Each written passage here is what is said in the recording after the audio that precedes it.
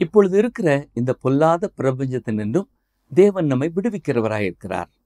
அப்படி என்றால் நற்செய்தி இந்த உலகத்திற்கும் எவ்வளவு விலையேற பெற்ற ஒன்றாயிருக்கிறது. இதன் மூலமாக நற்செய்தி தனது வல்லமையையும் தனது உண்மையான தன்மையையும் விவரிக்கிறது. இயேசு உங்கள் பாவத்திற்காகவும் தண்டனை ஏற்றுக்கொண்டார் என்ற நல்ல செய்தி உங்களையும் விடுதலை செய்ய வல்லமை உள்ளது.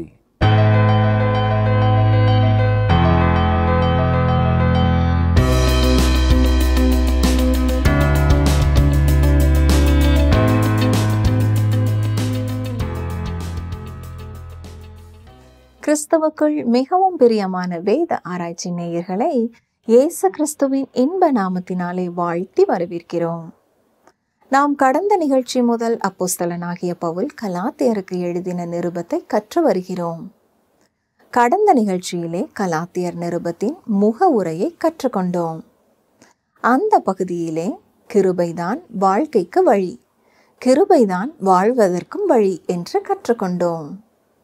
இன்று நாம் கலாத்தியர் 1ஆம் அதிகாரம் 1ஆம் வசனம் முதல் 8ஆம் வசனங்கள் வரை கற்றுக்கொள்ள இருக்கிறோம்.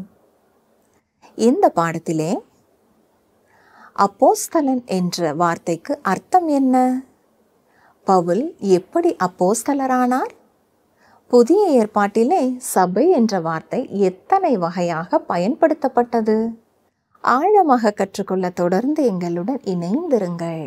டிரான்ஸ்வர் ரேடியோ ஊழியங்களின் இந்த வேத ஆராய்ச்சி நிகழ்ச்சியை கேட்க விருப்பத்தோடு அமர்ந்திருக்கிற எனக்கு அருமையான சகோதரனே, சகோதரியே, கடந்த நிகழ்ச்சி முதல் நாம் கலாத்தியர் நிருபத்தை கற்றுக்கொள்ள துவங்கினோம். இன்று கலாத்தியர் 1ஆம் அதிகாரம் 1ஆம் வசனம் முதல் 8ஆம் வசனம் வரை சிந்திப்போம். வாசிக்கிறேன். கலாத்தியர் 1ஆம் அதிகாரம் 1ஆம் வசனம். மனுஷராலும் அல்ல, மனுஷன் மூலமாயும் அல்ல, இயேசு கிறிஸ்துவினாலும் அவரை மரித்தோரிலிருந்து எழுப்பின பிதாவாகிய தேவனாலும் அப்போஸ்தலனாயிருக்கிற பவுலாகிய நானும். இங்கே அவர் சொல்வது என்னவென்றால், தானும் ஒரு அப்போஸ்தலன் என்று சொல்லுகிறார்.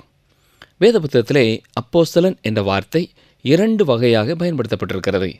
முதலாவதாக 12 ஒருவராய் அவர்கள் இருக்க வேண்டும். அப்போஸ்தலர் 1ஆம் அதிகாரம் 21 முதல் 26 வரை இதை நீங்கள் பார்க்கலாம். முதலாவதாக இயேசு கிறிஸ்துவின் 3½ ஆண்டு கால ஊழிய சமயத்திலே அவரோடு இருந்திருக்க வேண்டும். அடுத்ததாக உயிர்த்தெழுந்த இயேசுவை கண்டவராயிருக்க வேண்டும். மூன்றாவதாக கிறிஸ்துவினாலே தெரிந்தெடுக்கப்பட்டவராயிருக்க வேண்டும். இதை குறித்து அப்போஸ்தலர் 1ஆம் அதிகாரம் 22ஆம் வசனத்திலே மட்டுமல்லாமல் அப்போஸ்தலர் 26ஆம் அதிகாரம் 16 முதல் 17ஆம் வசனங்களிலேயும் நாம் தெளிவாக பார்க்கலாம். இரண்டாவதாக அப்போஸ்தலன் என்று சொல்லும் பொழுது அனுப்பப்பட்டவன். அப்போஸ்தலர் 11ஆம் அதிகாரம் 22ஆம் வசனத்திலே அது பயன்படுத்தப்பட்டிருக்கிறதைப் போல பல ஊழியர்களுக்கு இந்த அப்போஸ்தல பட்டம் பயன்படுத்தப்பட்டிருக்கிறது. என்னுடைய கணிப்புப்படி அப்போஸ்தலனாகிய பவுல்தான் யூதாஸின் இடத்தை எடுத்துக்கொண்டவர். இயேசு கிறிஸ்துவின் உயிர்த்தெழுதலுக்கு பிறகு யூதாஸின் இடத்தை நிரப்புவதற்காக அப்போஸ்தலர்கள் சீட்டு போட்டு எடுத்ததுதான் மத்தியா. ஆனால் அப்போஸ்தலர் 1ஆம் அதிகாரம் 15 முதல் 26 வசனங்களிலே அன்றி அதற்கு பிறகு இந்த மத்தியாவை நாம் பார்க்க முடியவில்லை. உண்மையாகவே பரிசுத்த ஆவியானவர் மத்தியாவை அப்போஸ்தலனாக தெரிந்தெடுத்திருப்பார் என்றால் அந்த தனது முத்திரையை அவர் வெளிப்படுத்தியிருப்பார். பவுல் ஒரு அப்போஸ்தலனாக நிரூபித்து காட்டியிருக்கிறார். ஆனால் மத்தியா காணப்படாமலேயே போய்விட்டார். அதாவது பரிசுத்த ஆவியானவர் கொடுக்கப்படும் முன்னதாகவே இந்த மத்தியா தெரிந்தெடுக்கப்பட்டார்.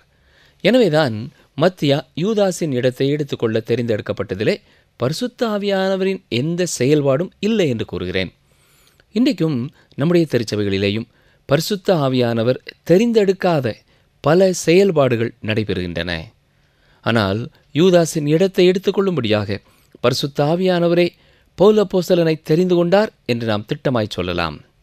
இந்த முதல் வசனத்திலேயும் பவுல் சொல்லும் பொழுது மனுஷராலும் அல்ல, மனுஷர் மூலமாகவும் அல்ல, இயேசு கிறிஸ்துவினாலும் பிதாவாகிய தேவனாலும் நான் அப்போஸ்தலனாயிருக்கிறேன் என்கிறார். ஒரு குறிப்பிட்ட பாடத்திட்டத்தை அவர் படித்து முடித்தபடியினாலே ஊழியத்திற்காக பிரித்தெடுக்கப்பட்டவர் அல்ல. மனுஷர் மூலமாகவும் அல்ல என்று சொல்வதிலிருந்து எந்த மனுஷனும் அவருக்கு ஒரு கட்டளை கொடுத்ததினாலேயோ அல்லது ஒரு சடங்காச்சாரத்தை நடப்பித்தபடியினாலேயோ அவர் இந்த பணியிலே இல்லை. மற்ற அப்போஸ்தலர்கள் ஒன்று கூடி பவுலினுடைய தலையிலே கையை வைத்து நீயும் ஒரு அப்போஸ்தலன் என்று சொன்ன பிறகு அவர் ஊழியத்தை துவங்கவில்லை. ஆனாலும் பவுல் தன்னை ஒரு அப்போஸ்தலன் என்று சொல்கிறாரே, எப்படி? இயேசு கிறிஸ்துவினாலும் இயேசு கிறிஸ்துவை உயிரோடு எழுப்பின பிதாவாகிய தேவனாலும் பவுல் அப்போஸ்தலரானார். இயேசு கிறிஸ்துவே பவுலின் மேலே தனது கரத்தை வைத்து பவுலை அழைத்து அப்போஸ்தல பணிக்கென்று பிரித்தெடுத்தார் என்பதை மிக தெளிவாக அப்போஸ்தலர் 9ஆம் அதிகாரம் 15-16 வசனங்களிலே நாம் பார்க்கிறோம். என்னை எடுத்துக்கொண்டால் நான் மனுஷராலும் மனுஷர் மூலமாயும் பணிக்கென்று ஏற்படுத்தப்பட்டேன். ஊழியர்க்கென்னும் பட்டாபிஷேகத்திற்கு முன்னதாக கல்லூரியிலே ஒரு குறிப்பிட்ட பாடத்திலே பட்டம் பெற்றிருக்க வேண்டும் என்று சொல்லப்பட்டது. அதை நான் நிறைவேற்றினேன். இது மனுஷன் மூலமாக வந்த காரியம். இது சட்டப்பூர்வமாக நடைபெற்ற ஒரு காரியம். அதற்கு பின்னர் ஒரு திருச்சபையின் ஆளுகை குழு என்னை சோதனை செய்தார்கள். அந்த தேர்வுக்கு பின் ஊழியக்காரனாக அபிஷேகிக்கும்படியாக தீர்மானம் செய்தார்கள். ஊழியர்கள் என் தலையிலே கையை வைத்து ஜெபித்து, இப்பொழுது முதல் நீ ஒரு முழு நேர ஊழியன் என்று கூறினார்கள். ஆனால் பவுல் என்ன சொல்கிறார்? நான் அப்படிப்பட்ட ஒரு அப்போஸ்தலன் அல்ல. மனிதர்கள் எவருமே என்னுடைய ஊழிய பொறுப்பிலே பங்கு பெறவில்லை. நேரடியாக இயேசு கிறிஸ்துவினாலும் கிறிஸ்துவை உயிரோடு எழுப்பிய பிதாவாகிய தேவனாலும் நான் அப்போஸ்தலனாய் இருக்கிறேன் என்று கூறியிருக்கிறார். கலாத்தியர் 1ஆம் அதிகாரம் 2ஆம் வசனம், என்னுடனே கூட இருக்கிற சகோதரர் எல்லாரும் கலாத்தியா நாட்டிலுள்ள சபைகளுக்கு எழுதுகிறதாவது. இங்கே தனிப்பட்ட விதத்திலே பவுல் யாரை குறித்தும் சொல்லவில்லை. பொதுவாக என்னோடு கூட இருக்கிற சகோதரர்கள் எல்லாரும் கலாத்தியா நாட்டிலுள்ள சபைகளுக்கு எழுதுகிறதாவது என்கிறார். நன்றாக கவனியுங்கள். கலாத்தியா நாட்டிலே உள்ள ஒரு குறிப்பிட்ட திருச்சபைக்கு எழுதவில்லை. அங்கே பல திருச்சபைகள் இருந்தன. அந்த எல்லா சபைகளுக்கும் மொத்தமாக ஒரே கடிதத்தை எழுதுகிறார். புதிய ஏற்பாட்டிலே சபை என்ற வார்த்தை 2 வகையாக பயன்படுத்தப்பட்டிருக்கிறது. சபை என்றால் உலகத்திலுள்ள எல்லா விசுவாசிகளையும் ஒன்று கூட்டி சொல்லும் ஒரு வார்த்தையாகவும் அது இருக்கிறது. அதாவது இயேசு கிறிஸ்துவை இரட்சகராக விசுவாசிக்கும் எல்லாரும் அடங்கிய ஒன்றுதான் சபை. இரண்டாவதாக சபை என்று சொல்லும் பொழுது ஒரு குறிப்பிட்ட இடத்திலே தேவனை ஆராதிக்க ஒன்று கூடும் ஒரு ஐக்கியத்தையும் அது குறிக்கிறது. கலாத்தியா நாட்டின் பல பகுதிகளிலே இந்த சபைகள் இருந்தன. அந்தியோகியாவைச் சேர்ந்த பிசிதினியாவிலே ஒரு சபை இருந்தது. தெர்பையிலே ஒரு சபை இருந்தது. லீஸ்தீராவிலே சபை இருந்தது. இன்னும் அவர் கடந்து சென்ற பல இடங்களிலே இவ்வாறு சபை இருந்தது. அந்த எல்லா சபைகளுக்கும் சேர்த்து தான் பவுல் இந்த கடிதத்தை எழுதுகிறார். இயேசு கிறிஸ்துவை விசுவாசித்த எல்லா தனிநபர்களும் சபையின் அங்கமாயிருந்தாலும் காணப்படக்கூடிய சபையிலே அவர்கள் அங்கமாயிருக்க வேண்டும். அப்பொழுதுதான் மற்ற விசுவாசிகளுக்கு முன்னதாக கர்த்தருக்கு பயந்து சாட்சி வாழ்க்கை வாழ்வதை குறித்த ஒரு பொறுப்புள்ளவர்களாய் இருப்பார்கள். மேலும் அவர்கள் வாழ்க்கையிலே பெற்றுக்கொள்கிற ஆசீர்வாதங்களை சபையில் உள்ள மற்றவர்களுக்கும் அவர்கள் பகிர்ந்து கொடுக்க முடியும். இன்றைக்கு குடும்ப சூழல் காரணமாக சில விசுவாசிகள் வெளிப்படையான திருச்சபையின் அங்கமாக இல்லாமல் இருக்கிறார்கள். ஆனால் அப்படிப்பட்டவர்களும் சில விசுவாசிகளோடு தொடர்புடையவர்களாக விசுவாசிகளின் ஐக்கியத்திலே இருக்கிறார்கள். கலாத்தியர் 1ஆம் அதிகாரம் 3ஆம் வசனம், பிதாவாகிய தேவனாலும் நம்முடைய கர்த்தராகிய இயேசு கிறிஸ்துவினாலும் உங்களுக்கு கிருபையும் சமாதானமும் உண்டாவதாக. பவுல் அப்போஸ்தலன் பல திருச்சபைகளுக்கு எழுதுகிற கடிதங்களிலே இதே வாழ்த்துதலை சொல்லி எழுதியிருக்கிறார். கிருபை என்று சொல்லப்படும் வார்த்தையானது சேரிஸ். இது அந்நாட்களிலே வாழ்ந்த கிறிஸ்தவர் அல்லாத மக்கள், அதாவது கிரேக்க மக்கள் ஒருவரை ஒருவர் சந்திக்கும் பொழுது பயன்படுத்திய வாழ்த்தும் வார்த்தையுமாகும். சமாதானம் அல்லது ஷலோம் என்னும் வார்த்தை யூத சமயத்தவர்கள் ஒருவரை ஒருவர் சந்திக்கும் பொழுது வாழ்த்த பயன்படுத்திய வார்த்தை. பிதாவாகிய தேவன் கொடுக்கும் சமாதானத்தை அனுபவிக்கும் முன்னதாக தேவனுடைய கிருபையை ஒருவர் அனுபவித்திருக்க வேண்டும். கலாத்தியர் 1ஆம் அதிகாரம் 4ஆம் வசனம், அவர் நம்மை இப்பொழுது இருக்கிற பொல்லாத பிரபஞ்சத்தினின்று விடுவிக்கும்படி நம்முடைய பிதாவாகிய தேவனுடைய சித்தத்தின்படியே நம்முடைய பாவங்களுக்காக தம்மை தாமே ஒப்பு கொடுத்தார். இதுவும் மற்றும் ஒரு உன்னதமான வாக்கியம் என்று சொல்லுவேன். இந்த உன்னதமான சத்தியத்தை விவரிக்க வார்த்தைகள் போதாது. என்றாலும் அதில் உள்ள குறிப்பிட்ட வார்த்தைகளை சற்றே கவனிப்போம். இயேசு கிறிஸ்து தம்மை தாமே நம்முடைய பாவங்களுக்காக ஒப்பு கொடுத்தார். அவருடைய இந்த தியாக பலிக்கு மேலாக நாம் எதையுமே கூட்ட முடியாது. அவர் தன்னையே கொடுத்து விட்டார். அவர் கொடுத்த இந்த பலியின் மதிப்பை கூட்டும்படியாக வேறு எதையாவது உங்களால் கொடுக்க முடியுமா? முடியாது. இது எத்தனை அற்புதமானதும் மகிமை நிறைந்ததுமாய் இருக்கிறதல்லவா? இப்படிப்பட்ட வசனங்களை வாசிக்கும் பொழுது அதற்கு மேல் அதை குறித்து விவரிக்க நம்மிடத்திலே வார்த்தைகள் இல்லை. அவர் தம்மைத்தாமே கொடுத்து விட்டார். நீங்கள் உங்களையே கொடுக்கிறீர்கள் என்றால் நீங்கள் யார் என்பதை பூரணமாக கொடுக்க வேண்டும். உங்களுக்கு இருக்கிற எல்லாவற்றையும் கொடுக்க வேண்டும். உங்களுடைய நேரத்தை கொடுக்க வேண்டும். உங்களுடைய தாளந்துகளை கொடுக்க வேண்டும். எல்லாவற்றையும் கொடுக்க வேண்டும். அவர் எல்லாவற்றையும் கொடுத்து விட்டார் என்று சொல்லும் பொழுது அதற்கு மேலே கொடுப்பதற்கு வேறு எதுவும் இல்லை. எதற்காக தம்மை தாமே கொடுத்தார்? நம்முடைய பாவங்களுக்காக தம்மை தாமே கொடுத்தார் என்பதை மிக உறுதியோடும் ஆணித்தரமாகவும் பவுல் கூறுகிறார். பவுல் அப்போஸ்தலன் சொல்லும் பொழுது நம்முடைய பிதாவாகிய என்று குறிப்பிடுகிறார். அவர் என்னுடைய இரட்சகர். பிரியமானவர்களே, நீங்கள் கர்த்தர் என் மேய்ப்பராய் இருக்கிறார் என்று சொல்ல முடியுமா? அவர் ஒரு மேய்ப்பன் என்று சொல்வதற்கும் கர்த்தர் என் மேய்ப்பராய் இருக்கிறார் என்று சொல்வதற்கும் பெரிய வித்தியாசம் இருக்கிறது. கர்த்தர் என் மேய்ப்பராய் இருக்கிறார், கர்த்தர் என்னுடைய இரட்சகராய் இருக்கிறார். உங்களுக்கும் அவர் மேய்ப்பராகவும் உங்களுக்கும் அவர் இரட்சகராகவும் இருக்கிறார் என்று சொல்ல முடியுமா? தொடர்ந்து அங்கே பவுல் என்ன சொல்கிறார்? எதற்காக தம்மை தாமே ஒப்பு கொடுத்தாராம்? நம்மை இப்பொழுது இருக்கிற இந்த பொல்லாத பிரபஞ்சத்தினின்று விடுவிக்கும்படி தம்மை தாமே கொடுத்தார் என்று கூறுகிறார். நன்றாக கவனிங்கள். இப்பொழுது இருக்கிற பொல்லாத இப்பிரபஞ்சத்தினின்றும் தேவன் நம்மை விடுவிக்கிறவராய் இருக்கிறார். அப்படி என்றால் நற்செய்தி இந்த உலகத்திற்கும் எத்தனை விலையேற பெற்ற ஒரு பொக்கிஷமாக இருக்கிறது. இதன் மூலமாக நற்செய்தி தனது வல்லமையையும் தனது உண்மையான தன்மையையும் விவரிக்கிறது. சுவிசேஷம் உங்களை விடுவிக்க முடியும். பிரியமானவர்களே, ஆண்டவருடைய வசனங்களை தொடர்ந்து கேட்ட ஆயிரக்கணக்கான மக்கள் தங்கள் வாழ்க்கையிலே எப்படி கர்த்தர் மூலமாக இந்த காலத்திலேயே விடுதலையை பெற்றிருக்கிறார்கள் என்று எழுதியிருக்கிறார்கள். கிறிஸ்துவை நோக்கி திரும்பிய ஒவ்வொருவருக்கும் தேவன் விடுதலை கொடுக்கிறார். போதை மருந்திலிருந்து விடுதலை கொடுக்கிறார், குடிப்பழக்கத்திலிருந்து விடுதலை கொடுக்கிறார், மாம்ச இச்சையிலிருந்து விடுதலை கொடுக்கிறார், களவு செய்தல் மற்றும் சரீரத்தை கெடுக்கும் பலவிதமான பழக்க வழக்கங்களிலிருந்து விடுவிக்கப்பட்டிருக்கிறார்கள்.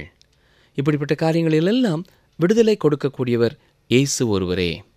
இது நற்செய்தி எவ்வளவு உண்மையானது என்பதை நிரூபிக்கிறது. கிறிஸ்து நம்முடைய பாவங்களுக்காக தம்மைத்தாமே ஒப்பு கொடுத்தார். நானும் நீங்களும் சிலுவையிலே அடிக்கப்படுவதற்கு பதிலாக நம்முடைய இடத்திலே அவர் தம்மை ஒப்பு கொடுத்தார். நமக்காக மரித்து 3வது நாள் உயிரோடு எழுந்தார். எதற்காக? நம்மை இப்பொழுது இருக்கிற இந்த பொல்லாத பிரபஞ்சத்தினின்றும் விடுதலையாக்கும்படியே அவ்வாறு அவர் செய்தார். இந்த வாக்கியத்திலே சொல்லப்பட்டிருக்கிற சத்தியத்தின் மதிப்பையும் மகிமையையும் வார்த்தைகளினாலே கூற முடியாது. நன்றாக கவனியுங்கள். அவர் நமக்கு கொடுக்கும் விடுதலையானது பிதாவாகிய தேவனுடைய சித்தப்படியே நமக்கு கொடுக்கப்படுகிறது. அவர் நம்மை விடுதலை செய்ய முடியும். ஆனால் அது எந்த சட்டத்திட்டத்தின் அடிப்படையிலும் அல்ல. தேவனுடைய சித்தத்தின்படிதான் அந்த விடுதலை நமக்கு கொடுக்கப்படுகிறது. தேவனுடைய சித்தம் என்ன? அவர் நம்மை இரட்சித்த பிறகு நாம் பாவத்திலேயே தொடர்ந்து வாழ்ந்து கொண்டிருக்க வேண்டிய அவசியமில்லை. இது எத்தனை அற்புதமான ஒரு சத்தியம் இல்லையா? அவரால் பாவ பழக்க வழக்கங்களிலிருந்து நம்மை பூரணமாக விடுவிக்க முடியும். அவர் நம்மை விடுதலை செய்ய விரும்புகிறார். அவர் நம்மை விடுதலை செய்வார். தேவனுடைய சித்தத்தின்படிதான் இந்த விடுதலையை அவர் நமக்கு கொடுக்கிறார். பிரியமானவர்களே, நீங்கள் பாவ மன்னிப்பை பெற்றவர்களாக மட்டும் வாழ்வது தேவனுடைய சித்தம் அல்ல. பாவ பழக்க வழக்கங்களிலிருந்தும் விடுதலை பெற்றவர்களாக நீங்கள் வாழ வேண்டும் என்பதுதான் தேவனுடைய சித்தம். இந்த வார்த்தைகளை கேட்கும் பொழுது துள்ளி கொதித்து தேவனை துதிக்க வேண்டும் போல இருக்கிறது இல்லையா? கலாத்தியர் 1ஆம் அதிகாரம் 5ஆம் வசனத்தை பாருங்கள். அவருக்கு என்றென்றைக்கும் உள்ள சதா காலங்களிலும் மகிமை உண்டாவதாக. ஆமேன். இயேசு கிறிஸ்து தம்மை தாமே நம்முடைய பாவங்களுக்காக ஒப்பு கொடுத்ததை குறித்தும் நம்மை இப்பொழுது இருக்கிற பொல்லாத இப்பிரபஞ்சத்தினின்று விடுவிக்கும்படியாக இருக்கிற தேவனுடைய சித்தத்தை குறித்தும் சிந்தித்த பொழுது கடிதம் எழுதி கொண்டிருக்கிறதை மறந்தவராக சற்று நிறுத்தி அவருக்கு என்றென்றைக்கும் உள்ள சதா காலங்களிலும் மகிமை உண்டாவதாக ஆமேன் என்று தேவனை ஸ்தோத்திரிக்கிறார். நம்முடைய வாழ்க்கையிலையும் பிரியமானவர்களே, இப்பொழுது நாம் தேவனை துதித்து கொண்டிருப்பதை விட இன்னும் அதிகமாக தேவனை நாம் துதிக்க வேண்டும். மனிதனுக்கு பாராட்டு தெரிவிப்பதற்காக கரங்களை தட்டி மனிதனை பாராட்டுகிறோம். ஆனால் தேவனை மகிமைப்படுத்தும் பொழுது உள்ளத்தின் ஆழத்திலிருந்து வார்த்தைகளினாலேயே அவரை மகிமைப்படுத்துகிறோம். இன்றைக்கு காலையில் எழுந்தவுடன் நீங்கள் தேவனை மகிமைப்படுத்தினீர்களா? புதிய ஒரு நாளுக்காக அவருக்கு நன்றி சொன்னீர்களா? ஒருவேளை நீங்கள் சொல்லலாம், இன்றைக்கு மழை பெய்து கொண்டிருக்கிறதே அல்லது வெயில் அடித்து கொண்டிருக்கிறதே என்று நீங்கள் சொல்லலாம். ஆனால் அதற்காகவும் அவருக்கு நீங்கள் நன்றி செலுத்தினீர்களா? அவர் உங்களை புதிய ஒரு நாளுக்குள்ளே கொண்டு வந்திருக்கிறார் என்பதற்காக அவரை ஸ்தோத்தரித்தீர்களா? ஊழியர் ஒருவர் தனது அனுபவத்தை குறித்து சொல்லும் பொழுது, நான் சுகத்தோடும் பலத்தோடும் இருந்த காலத்திலெல்லாம் ஒவ்வொரு நாளும் கருத்தோடு அவரை துதித்ததை விட இப்பொழுது என்னுடைய சரீரத்திலே புற்றுநோய் வியாதி வந்த பிறகு மிக கருத்தோடு ஒவ்வொரு புதிய நாளுக்காகவும் அவருக்கு நன்றி செலுத்துகிறேன் என்று கூறியிருக்கிறார். இந்த வியாதிதான் எனக்கு அதை கற்றுக் கொடுத்தது என்கிறார். இந்த காலகட்டத்திலே ஒவ்வொரு நாள் புதிதாக விடியும் பொழுதும் வெயில் அடித்தாலும் சரி, மழை பெய்தாலும் சரி, ஆண்டவரே, புதிய ஒரு நாளுக்குள்ளே என்னை மீண்டுமாக கொண்டு வந்ததற்காக உமக்கு நன்றி என்று சொல்லுவோமா? தேவன் அவ்வளவு அற்புதமானவர். நாம் அவரை அதிகமாய் துதிக்க வேண்டும். பிரியமானவர்களே, இயேசு கிறிஸ்து நம்முடைய பாவத்திற்காக தம்மைத்தாமே ஒப்பு கொடுத்ததற்காக ஒவ்வொரு நாளும் நாம் அவரை துதிப்போமா? இந்த உலகத்திலேயும் நாம் விடுதலை பெற்றவர்களாக வாழ தேவன் சித்தம் கொண்டிருக்கிறாரே, அதற்காக அவரை துதிப்போமா?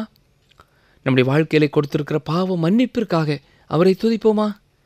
நம்முடைய வாழ்க்கையிலேயும் அவர் கொடுத்திருக்கிற விடுதலைக்காகவும் அவரை நாம் துதிக்க வேண்டும். மிக உன்னதமான சத்தியங்கள் இதிலே அடங்கியிருந்தாலும் அதிகம் உணர்ச்சி வசப்படாமல் சற்று அமைதலாக தனிப்பட்ட விதத்திலே யாரையும் வாழ்த்தாமல் பொதுவான வாழ்த்துறையோடு தனது கடிதத்தை துவங்குகிறார். இப்பொழுது தொடர்ந்து நேரடியாக எதற்காக இந்த கடிதத்தை எழுதுகிறாரோ அந்த கருத்துக்கு வருகிறார். அவர் இந்த கடிதத்தை எழுத முக்கியமான காரணம் என்ன? சுவிசேஷத்தை பலர் அங்கே குழப்பிக் கொண்டு இருந்தார்கள். நற்செய்திக்காக பவுல் தனது ஜீவனையும் கொடுக்க ஆயத்தமாயிருக்கிறார். கவனியங்கள், கலாத்தியர் 1:6 உங்களை கிறிஸ்துவின் கிருபையினாலே அழைத்தவரை நீங்கள் இவ்வளவு சீக்கிரமாய் விட்டு வேறொரு சுவிசேஷத்திற்கு திரும்புகிறதை பற்றி நான் ஆச்சரியப்படுகிறேன். நற்செய்தியிலே 2 பகுதிகள் உண்டு. அதை 2 விதமாக புரிந்து கொள்ள முடியும். நற்செய்தி குறித்த உண்மைகள் மற்றும் அந்த உண்மைகளுக்கு கொடுக்கக்கூடிய விளக்கங்கள். நற்செய்தி குறித்த உண்மைகள் என்ன?